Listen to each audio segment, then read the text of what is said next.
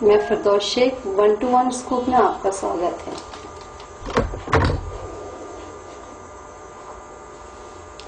آج ہمارے اسٹوڈیو میں موجود ہے ایک خاص شخصیت اسلم اقبانی، جو میڈیکل فیلڈ میں اور دوسرے فیلڈ میں سوشل ورکر ہے۔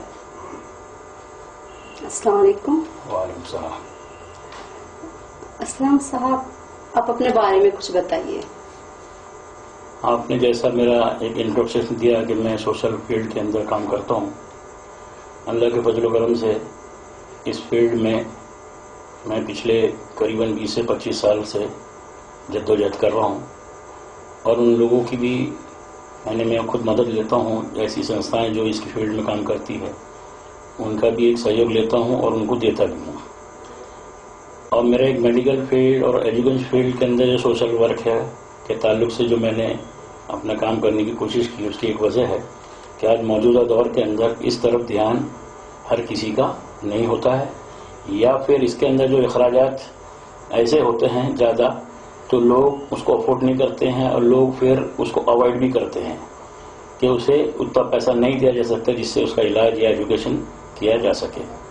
اسی لیے ہم اس فیلڈ کے اندر کام کرنے کی کوشش کرتے ہیں، اور بہت سارے جیسے مرض ہے، جیسے کینسر ہے، ڈائبٹیز ہے، ہارٹ اٹیک ہے، اس فیلڈ کے اندر ایسے جو مریض ہوتے ہیں جو غریب ہوتے ہیں، ضرورت مند ہوتے ہیں، جو اتنا لاکھوں روپے افورڈ نہیں کرتے ہیں، تو ہم اسے اول تو گائیڈ کرتے ہیں، اور پھر ڈاکٹروں سے ایسا کنسلٹ کرتے ہیں، انہیں بھی ایسے ہی مشورہ دیتے ہیں کہ آپ ان ایسے لوگوں سے زیادہ چارج نہ کریں، اور باقی کا پیسہ جو ان کے پاس نہیں ہوتا ہے جتنا، اس کا ہم انتظام کرتے ہیں اور انہیں دیتے ہیں۔ جیسے کہ آپ حالر اور میمن جماعت کے خزانچی ہے کوئٹہ کالونی ناگپور کے، تو آپ کیسے یہ اخراجات یہ کرتے ہیں، لوگوں میں دیتے ہیں، غریبوں کی مدد کرتے ہیں، اسٹوڈنٹ کی مدد کرتے ہیں؟ جی، تو حالر میمن سوسائٹی کا جو میں ٹریزرر ہوں، وہ ایک سنستھا ہماری کمیونٹی کو بلانگ کرتی ہے، میمن سماج کو صرف جی، تو اس کے بعد بھی ایک مسلمان کی حیثیت سے جو اللہ نے مجھے دیا ہے مدد کرنے کی، جو مجھے حکم دیا، وہ فنڈ میں ذاتی فنڈ سے بھی میں لوگوں کی مدد کرتا ہوں، اور عوام الناس یعنی جو مسلمان دوسرے بھی ہیں ان کو بھی اس طرف راغب کرتا ہوں، تاکہ وہ جو پیسہ جو اللہ نے انہیں حکم دیا ہے کہ وہ غریبوں کی مدد کریں، اس فنڈ سے بھی میں لوگوں کی مدد کرتا ہوں۔ اور میمن کمیونٹی کے تعلق سے جو حالر میمن جماعت سوسائٹی اپنی کمیونٹی کے اندر وہ کام کرتی ہے، اس میں کوئی حرج کی بات نہیں ہے، کہ اللہ تعالیٰ یہ فرماتا ہے کہ تم اپنے قرابت داروں کی مدد کرو۔ تو اس طرح سے وہ کمیونٹی جو ہے میمن کمیونٹی ہمارے اس شہر میں کام کرتی ہے، جو اس کے اندر فنڈ جو انکم سورس جو حالر میمن جماعت سوسائٹی کا ایک ہال ہے، اس سے جو انکم ہوتی ہے وہ سارا غریبوں پہ خرچ جماعت کرتی ہے۔ جس طرح میمن ہونے کے ناطے آپ بزنس مین ہیں، تو آپ کا بزنس کیا ہے؟ ہاں، ہمارا جو بزنس ہے فیملی بزنس، وہ یہ ہے کہ ٹمبر کا، لکڑی کا کاروبار ہمارا ہے۔ اور ہمارا یہ سمجھو اس شہر میں جب بھی ہمارے آبا اجداد آئے گجرات سے، تب سے ہمارے ٹمبر کا کاروبار انشاءاللہ ہے۔ ہم اس کو بھی ابھی اس کے اندر ہم ابھی بھی شامل ہیں، ٹمبر کا ہی ہمارا کاروبار ہے اس شہر کے اندر، لکڑی کا۔ آپ اپنے خیالات بتائیے، فیمیل جیسے بھرون ہتیا، فیمیل پیسٹیسائڈ، اس کے بارے میں آپ کے خیالات کیا ہے؟ جی، یہ آج جو مسئلہ ہے یہ ہر دور میں رہا، یہ ہر دور میں رہا، اسی لیے اللہ تعالیٰ نے قرآن مجید کے اندر 1400 برس پہلے جو آیتیں اللہ نے اتاری، اور اس میں اس بات کی وضاحت کر دی اور نشاندہی کر دی انسانی نسل کے سامنے کہ ہم ان بچیوں سے سوال کریں گے کہ انہیں کس جرم میں زندہ دفنا دیا گیا۔ یہ قرآن کے اندر آیت موجود ہے، پن افسوس اس بات کا ہے کہ اس آیت کے تعلق سے مسلمان جو ہے غور و فکر نہیں کرتے، اور ہمارے سماج کے اندر اس بات کی کوئی دلیل نہیں ہے کہ یہ آیت ہمیں کس طرف راغب کر رہی ہے، کہ اللہ کیا ان سے جو سوال کرے گا کیا وہ کسی جرم میں پکڑی جائیں گی؟ نہیں، ان کا آخر کیا جرم ہے؟ تو اللہ تعالیٰ نے اس بات کا ذکر سورہ نحل کے اندر 16 نمبر کی صورت میں فرمایا، اور کہا کہ جب لڑکی کی پیدائش ہوتی ہے کسی کے گھر میں تو وہ مایوسی کا سبب بناتا ہے اپنے آپ کو، اور وہ اس دیکھتا ہے کہ میرے گھر لڑکی پیدا ہوئی ہے، تو وہ منہ چھپا کے بھی پھرتا ہے۔ اس طریقے کا عمل انسان کرتے ہیں، بعض وقت ہم بھی اس میں اہل ایمان بھی شامل رہتے ہیں۔ تو اس طرف اللہ تعالیٰ فرماتا ہے کہ یہ آخر یہ وجہ کیا ہے ان کی کہ جب لڑکی پیدا ہوتی ہے ان کے گھر میں تو یہ مایوسوں کا سبب کیوں بناتے ہیں؟ تو یہ سمجھتے ہیں کہ وہ ان کو ذلت سے پالے. ذلت کیا چیز ہے کہ اس کو معلوم پڑتا کہ یہ جو لڑکی ہے مجھ پہ بوجھ ہے، وہ بوجھ سمجھ کے اسے پالتا ہے. اسی لیے اللہ کے رسول صلی اللہ علیہ وسلم نے اس بات کی تاکید کی کہ تم لڑکیوں کی پرورش خوشی خوشی کرو. تو یہ اویئرنیس کیسے لانا چاہیے سماج میں، لوگوں میں؟ ہاں، تو اللہ تعالیٰ نے مختلف آیتوں کے اندر اس بات کی وضاحت کی ہے، اور جو ایمان رکھتا ہے اس پر، خاص کر ہم لوگ یعنی مسلمان جو ہم آپ کو کہتے ہیں، ان کی ذمہ داری ہے کہ انسانی نسل کے سامنے ایک نمونہ پیش کرے. جب ان کے گھر میں پیدا ہو لڑکی تو خوشی منانا چاہیے، اور جو اس کے حقوق اللہ نے واضح کیے ہیں اسے ادا کریں. جیسا اگر وہ لڑکی ہے اس کو ایک رائٹس ہے باپ کی ملکیت میں، اگر بہن ہے تو اس کو بھی رائٹس ہے اس کی بھائی کی ملکیت میں، اگر وہ کسی کی بیوی ہے تو اس کو رائٹس ہے اس کے شوہر کی ملکیت میں، اگر وہ کسی کی ماں ہے تو اس کو رائٹس ہے اپنے اولاد کی ملکیت میں. تو یہ سارے حقوق جو عورت کے ہیں، اور نکاح کے وقت جو اس کا حقوق ہے مہر کی شکل میں، اور جو رائٹس ہے اس کو نان نفقے کا شوہر کی یعنی اس کے بدل میں نکاح کے، وہ سارے جو رائٹس ہیں ہم عین قرآن و سنت کے مطابق اسے ہم دیں. اگر ہم انشاءاللہ جب یہ دیں گے اور ایک نمونہ ہم خود بنیں گے انسانوں کے سامنے، تب آنے والی جو نسل ہے یا جو موجودہ نسل ہے جو ایمان نہیں لائی ہے، جنہیں معلوم نہیں ہے قرآن کیا ہے، سنت کیا ہے، اللہ کیا ہے، اس کا رسول کیا ہے، تو جب یہ سارے نمونہ ہم خود پیش کریں گے تب انہیں یہ ساتھ کا احساس ہوگا کہ یہ جو دین ہے تعلیم وومن رائٹس کی بھی یہ دیتا ہے. یہ صرف مسلمانوں کی عورتوں کو یا کسی عورت کو پردے کا حکم نہیں دیتا، صرف عورت کو نہیں دیتا، وہ مرد کو بھی دیتا ہے کہ اللہ حکم دیتا ہے مردوں کو تم اپنی نگاہیں نیچی رکھو. یہ عدل والا دین ہے، کسی پہ ظلم انسان کا اللہ نے کسی پہ نہیں کیا. اب مسئلہ یہ ہے کہ اس کا حل کیسا کیا جائے، یہ ساری چیزیں ہم کیسی روکیں. ایک سوال میں پوچھنا چاہ رہی تھی کہ عورتوں کے لیے جو حق کے بارے میں ہے آپ تھوڑا تفصیل سے بتائیے. کس معاملے کے حق میں، شوہر کے یا وومن رائٹس کے بارے میں؟ Women rights. تو وومن رائٹس جو مختلف اللہ تعالیٰ نے حکم نازل کیا ہے کہ ایک تو رائٹ اس کا جو ہے کہ اس کی پرورش جو ہے جس طریقے سے ہم ہمارے لڑکوں کی کرتے ہیں اسی طریقے سے خوش فہمی کے ساتھ خوشی کے ساتھ اس کا حق ہم ادا کرے. لڑکے میں اور لڑکی میں فرق بالکل نہ کرے. ایک تو یہ اس کا حق ہے جو ہم اسے دیں بچپن سے لے کے جوانی تک، اور جو علم ہم سکھانا چاہتے ہیں لڑکوں کو بالکل ویسے ہی ویسا علم ہم اس لڑکی کو بھی لے جانا پسند کریں. اگر یہ سارا معاملہ ہے ہمارا تو ہم ہماری بچیوں کے ساتھ انصاف کریں گے اور اس کا حق ہم ادا کریں گے. اب دوسرا معاملہ ہے کہ جب اس کا نکاح کا مسئلہ آتا ہے تو آج یہ موجودہ دور کے اندر اور ہر دور میں کیا وجہ بنی، یہ ایک ایسی وجہ ہے نکاح کی یا شادی کی یا ویڈنگ کی، کسی بھی شکل میں کوئی بھی قوم میں لڑکی پیدا ہوتی ہے تو اس کے زندگی میں ایک مرحلہ آتا ہے کہ وہ نکاح کرتی ہے. بس ایک نکاح ایسا معاملہ ہے جو موجودہ دور کے اندر ایک فساد کی جڑ بنی ہوئی ہے. یہی وجہ ایسی ہے کہ جس کے اندر اس کے باپ کو یہ محسوس ہوتا ہے کہ مجھے یہ بوجھ ہے یا میں یہ نہیں کر سکتا ہوں تو اس کو تکلیف ہوگی.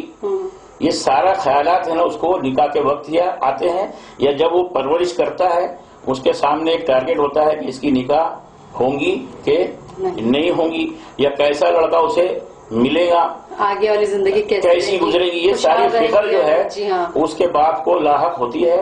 ہم کسی بچی کے باپ ہے ہمیں بھی یہ ہوتی ہے. کیوں کہ یہ معاشرہ جو ہے موجودہ دور میں یہ ظلمانہ معاشرہ ہے. نکاح کے اندر مہر کا حق جو ہے عورت کا ہے جو آج اسے دیا نہیں جاتا. معیاری حق ہے، جس معیار کے دو خاندان ہیں اس معیار سے اس کا حق دیا جائے گا، مہر اس کی مقرر کی جائیں گی، پر موجودہ دور میں اس پہ عمل کیا نہیں جا رہا. ولیموں میں 4 سے 5 لاکھ 10 لاکھ 20 لاکھ خرچہ کیا جا سکتا ہے، کر رہے ہیں لوگ اپنی حیثیت کے حساب سے، اپنی حیثیت کے حساب سے مہر مقرر نہیں کر رہے. تو اس کا ایک حل آسان ہے کہ کوئی اگر 4 لاکھ روپے ولیمے میں خرچ کرنا چاہتا ہے تو چارانہ اس میں کٹوٹی کر دے اور وہ 1 لاکھ روپے خوشی خوشی اپنی عورت کو جو ہونے والی اس کو مہر ادا کر دے. یہ آسان طریقہ ہے، پر ہم اسے نہیں کرنا چاہتے. کیوں کہ ہم اسے اس کا حق دینا نہیں چاہتے، جس کو اللہ نے قرآن مجید میں کہا کہ مہر جو تم اپنی عورتوں کے خوشی خوشی ادا کرو. تو اس کے اندر ہماری کمی ہے. ہم تو کہتے ضرور ہے کہ مسلمان ہیں، اللہ اس کے رسول پہ ایمان رکھتے ہیں، پر ہم اس کے حق ادا نہیں کرتے. اس کے برخلاف جب ایک مسلمان نکاح کرتا ہے تو وہ قاضی اس سے عہد لیتا ہے کہ یہ جو لڑکی ہے تیرے کو ہم نکاح میں دے رہے اس شرط میں کہ نان نفقے کی ذمہ داری تیری اس کی ہوگی. پر اس کے برخلاف وہ دہیج لینے پہ آمادہ ہے، وہ اس کے برتن پہ کھانا چاہتا ہے، اس کے بستر پہ سونا چاہتا ہے، اس کے لائے ہوئے فرنیچر کو استعمال کرنا چاہتا ہے، اس کے ٹی وی سے دیکھنا چاہتا ہے، پر وہ عہد جو لیتا ہے اس کے خلاف اس کا عمل ہے موجودہ دور میں. تو یہ ساری جو کمی ہے اس کا آسان طریقہ ہے. لوگ مجبوری کا نام لیتے ہیں کہ اب ہم لڑکی والے کیا کریں گے، تو یہ ہمیں کرنا پڑتا ہے. تو سب سے آسان طریقہ اس کا مسئلے کا حل ہے اس دور میں، جہاں تک میں سمجھتا ہوں. اور اس بات پر اگر ہم عمل کر لے تو انشاءاللہ 20 سال کے اندر یہ جو ہے معاملہ اس ملک سے، اس دنیا سے ہٹایا جا سکتا ہے. ہر آدمی یہ سوچ لے کہ اپنے یہاں جو لڑکا پیدا ہوگا ہم اس کی نکاح سادگی سے کریں گے.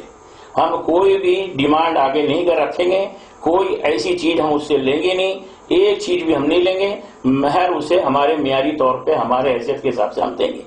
جب ہم ہمارے بچے کی لڑکی کی شادی سادگی سے کریں گے تو کسی نہ کسی لڑکی کا فائدہ تو ہوگا. تو یہ مسئلے کا حل اتنا ایزی ہے. پر ہم نے کیا کرے، بہت سارے رواج اور ہٹ دھرمی کی بنیاد پر اور مجبوری کا نام لے کر کہ ہم مجبور ہے، یہ ہمیں کرنا ہی پڑے گا یا کرنا ہی پڑتا ہے، تو اللہ اس مجبوری کو کبھی معاف کرنے والا نہیں.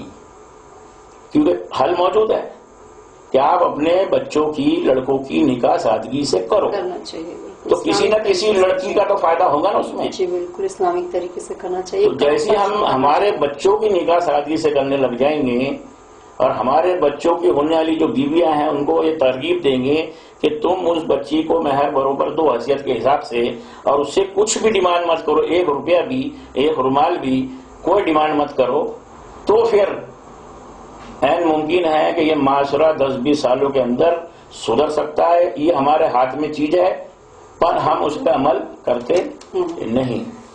اور ہم دہائی دیتے اس آیت کی کہ اللہ ان لڑکیوں سے سوال کرنے والا ہے کہ تیرے کس جرم میں زندہ دفنا دیا گیا. تو حشر کے میدان میں اگر کوئی انسان اس لڑکی کے سوال سے بری ذمہ ہونا چاہتا ہے تو اس سے چاہیے کہ وہ اپنے بچوں کی نکاح وہ سادگی سے کرے، تاکہ آنے والی جو بہو ہے اس کے گھر میں اس کے گھر والوں کو کوئی تکلیف دی نہ جائے. اس طریقے سے اس مسئلے کا حل بڑے آسانی سے ہو سکتا ہے اگر ہم سمجھتے ہیں کہ مسلمان ہیں، اللہ اس کے رسول پہ ایمان رکھتے ہیں، اور اللہ کے رسول صلی اللہ علیہ وسلم نے جو عورتوں کے تعلق سے جو ہمیں نصیحت دی ہے آخری وقت تک انہوں نے عورتوں کے بارے میں نصیحت دی. اگر ہم اللہ کے رسول کی سنتوں پہ چلنا چاہتے ہیں تو یہ عمل ہماری زندگی میں ہونا چاہیے. اگر یہ عمل ہم نے ہماری زندگی میں کر لیا تو بہت ساری خرافاتیں جو اس ملک میں ہیں، اس سماج میں ہیں، اور آنے والی جو نسلیں ہیں اس سے فائدہ اٹھا سکتی ہے. اور جو قومیں ہمارے اطراف میں ہیں وہ اس عمل کو دیکھ کر وہ اسلام کی طرف راغب ہو سکتی ہے. اسلام اقبانی صاحب، آپ ہمارے 1-to-1 اسکوپ کے آڈینس کو کیا میسج دینا چاہیے کہ کس طرح سے یہ بدلاؤ لائے اور اسلامک طریقے سے چلے؟ جی، سب سے آسان طریقہ ہے کہ بدلاؤ جو ہے اور کس طریقے سے ہم اسلامی طریقے پہ چلیں، اس کا آسان طریقہ اللہ تعالیٰ نے رکھا ہے انسانوں کے سامنے. آخری نبی کریم صلی اللہ علیہ وسلم کے سامنے اللہ تعالیٰ نے یہ کتاب نازل کی، قرآن جس کو ہم کہتے ہیں. قرآن کا مطلب ہے بار بار پڑھے جانے والی کتاب، اور اس کا ایک فرقان ہے، فرقان یعنی فیصلہ کرنے والی کتاب، فرق کرنے والی کتاب. تو یہ جب ہمارے میں فرق نہیں رہے گا تو پھر ہم کبھی بھی سدھر نہیں سکتے.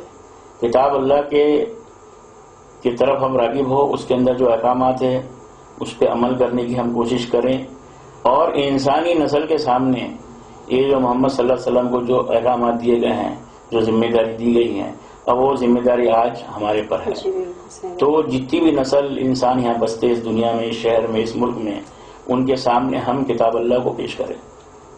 جب کتاب اللہ ان کے سامنے جائیں گی اور ان کی جو ساری تعلیمات جائیں گی، اللہ کے رسول صلی اللہ علیہ وسلم کا طریقہ ان کے سامنے جائے گا، تو بالکل کوئی بات یعنی اس میں نہیں ہے، سندے نہیں ہے کہ لوگ اس کو ایکسیپٹ نہیں کریں گے. انسان جو ہے حق کو ایکسیپٹ کرتا ہے، اور یہ دین فطرت ہے. فطرت کے حساب سے اللہ نے قانون کو بنایا ہے، ظلم کی بنیاد پہ نہیں بنایا ہے. سارے لوگوں کے حقوق رکھے ہیں، ماں باپ کے، شوہر بیوی کے، بھائی بہن کے، بیٹے والد کے، ہر چیز اس کے اندر موجود ہے. کہ عبادت کس کی کرنا ہے، تم کیا تھے پہلے، کہاں تم کو جانا ہے. یعنی ہمارا تذکرہ، ایک انسان کا تذکرہ اس کتاب کے اندر موجود ہے. جب یہ تذکرہ ہم عام انسانوں تک پہنچائیں گے تو وہ اس کو انشاءاللہ ایکسپٹ کریں گے. اب مسئلہ یہ ہے کہ آج اس دور کے اندر ہم یہ کام نہیں کر رہے، اسی لیے دوسری قوموں کے اندر اور ہم بھی مسلمان بھی اس کے اندر مبتلا ہے.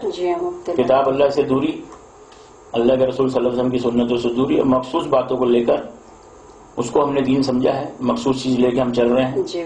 اب کلی دین ہمارے پاس نہیں ہے، جبکہ اللہ تعالیٰ نے کہا ہے کہ ہم نے دین تم پہ مکمل کر دیا ہے. تو ساری چیزیں جو دنیا کی ہماری 24 گھنٹے کی زندگی ہے، ہمارا کاروبار، ہماری نوکری، ہمارا لین دین، اٹھنا بیٹھنا، یہ ساری چیز دین سے تعلق رکھتی ہے. اس طریقے سے اگر ہمارا عمل ہوگا اور ہمارا جو ایٹیٹیوڈ ہے لوگوں کے سامنے جب آئے گا تو لوگ اسلام کے طرف راغب کیوں نہیں ہوں گے؟ بالکل ہوں گے انشاءاللہ. اللہ تعالیٰ کہتا ہے کہ روشن دلیل کے ساتھ ہم نے ہری چیز بیان کی ہے، اور ہے کوئی اسے نصیحت حاصل کرنے والا. تو ایک ہی وجہ ہے، ایک ہی چیز ایسی ہے کتاب اللہ جو انسانی نسل کو فساد سے بچا سکتی ہے. کہ اللہ نے فرما دی نجات دینے والی کتاب ہے، اس کے علاوہ کہیں بھی ہدایت موجود نہیں. یہ آخری کتاب اللہ تعالیٰ نے نازل کی ہے، اس کے پہلے بھی اللہ نے مختلف کتابیں نازل کی ہے، پر یہ لاسٹ اینڈ لیٹسٹ ایڈیشن ہے. یہ لاسٹ ہے، پر لیسٹ نہیں ہے، یہ لیٹسٹ ہے. یہ لاسٹ ہے اور لیٹسٹ ہے. اگر اس کو ہم پڑھتے ہیں، اس کو سمجھ کے پڑھتے ہیں، چاہے ہم عربی لغت سمجھ کے پڑھیں یا کسی کا ترجمہ پڑھیں، پر سمجھ کے پڑھیں اور سمجھ کے پڑھنے کے بعد اس پہ عمل کریں گے. کیونکہ اللہ کے رسول صلی اللہ علیہ وسلم نے فرمایا کہ علم اس چیز کا نام ہے کہ اس پہ عمل کیا جائے. اسلم اقوانی صاحب، بہت بہت شکریہ، آپ نے اچھی اچھی باتیں بتائی ہے، اور اللہ تعالیٰ ہمارے مسلمانوں کو نیک توفیق عطا فرمائے. اللہ حافظ.